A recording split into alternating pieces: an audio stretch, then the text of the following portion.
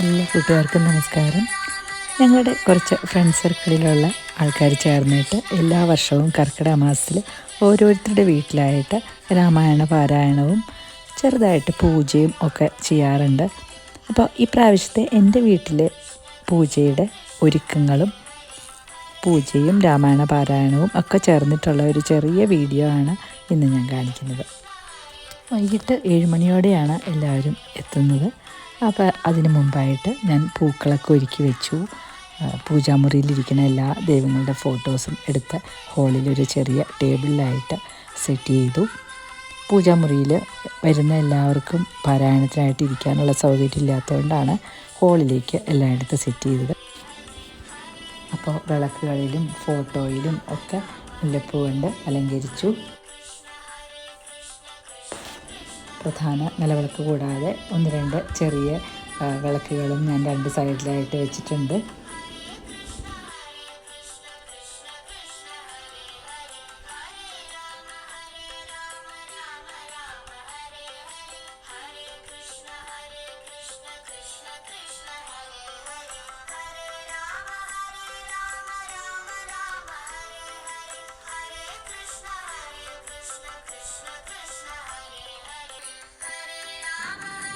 അപ്പോൾ പൂജയ്ക്ക് നിവേദ്യത്തിനായിട്ട് അരി കൊണ്ടുള്ള ശർക്കര പായസം ഉണ്ടാക്കിയിട്ടുണ്ട്.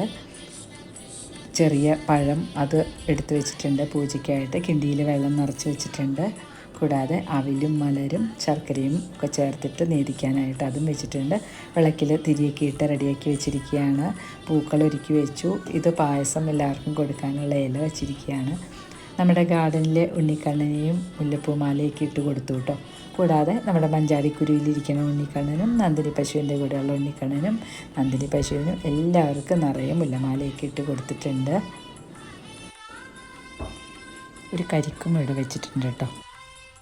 പൂജ കഴിഞ്ഞിട്ട് എല്ലാവർക്കും ഡിന്നർ ഇവിടുന്ന് തന്നെയാണ് കൊടുക്കുന്നത്. അപ്പോൾ അതിനായിട്ട് ഞാൻ ഉപ്പുമാവും കടലക്കറിയും കൊഴുക്കട്ടയും കടല മെഴുക്കുവരട്ടിയും കൂടി മിക്സ് ചെയ്തിട്ടുള്ളൊരു പലഹാരവും അതിൻ്റെ കൂടെ കഴിക്കാനായിട്ട് പപ്പടവും പിന്നെ ചപ്പാത്തിയും കപ്പക്കിഴങ്ങ് കൊണ്ടുള്ള ഒരു കറിയും മാങ്ങാപ്പുളിശ്ശേരിയും ചോറും ഇത്രയാണ് ഉണ്ടാക്കിയിരിക്കുന്നത്.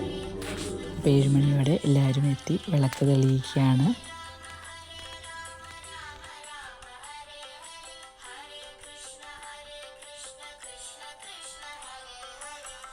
വിളക്ക് തെളിയിക്കലൊക്കെ കഴിഞ്ഞ് രാമായണ പാരായണം ആരംഭിച്ചു.